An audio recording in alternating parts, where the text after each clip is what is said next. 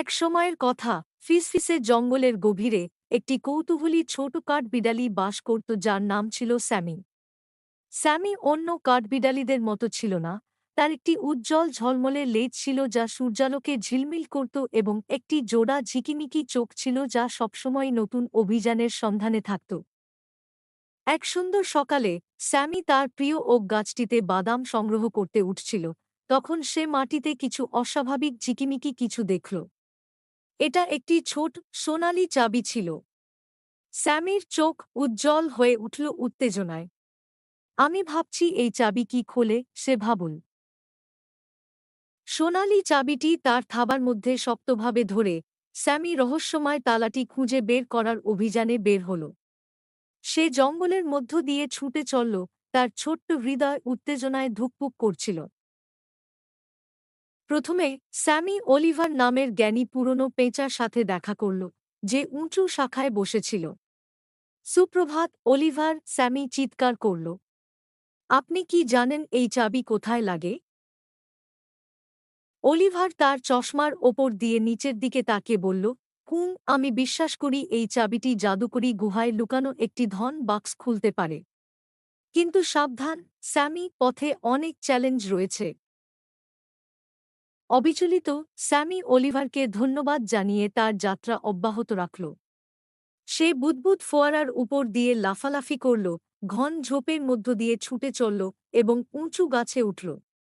অবশেষে সে জাদুকরী গুহায় পৌঁছাল, যা ঝিকিমিকি ফুল এবং গান গাওয়া পাখিতে পরিপূর্ণ একটি জাদুকরী জায়গা।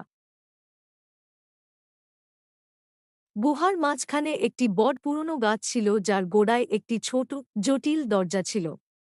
স্যামির হৃদয় একবার ধপ করে উঠল। সে সোনালি চাবিটি তালায় প্রবেশ করাল এবং আলতো করে ঘুরিয়ে দরজাটি কট করে খুলল। ভিতরে স্যামি একটি বাক্স দেখল যা রঙিন রত্ন, ঝিলমিল করা সোনার কয়েন এবং একটি মানচিত্রে পরিপূর্ণ ছিল।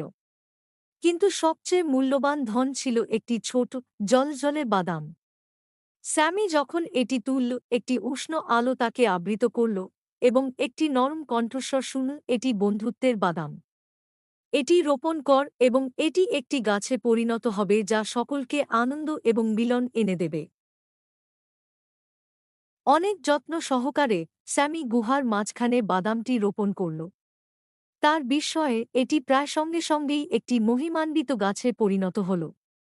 জঙ্গলের সব প্রাণী একত্রিত হল, গাছের মায়াময় আলো দ্বারা আকৃষ্ট হয়ে তারা খেলল, হাসল এবং গাছের শাখাগুলির নিচে গল্প শেয়ার করল। তাদের হৃদয় আনন্দ এবং বন্ধুত্বে ভরে উঠল। স্যামি গর্ব এবং আনন্দে মুচকি হাসল। সে শুধু একটি ধন খুঁজে পায়নি, বরং জঙ্গলের প্রাণীদের আরও কাছাকাছি এনেছিল।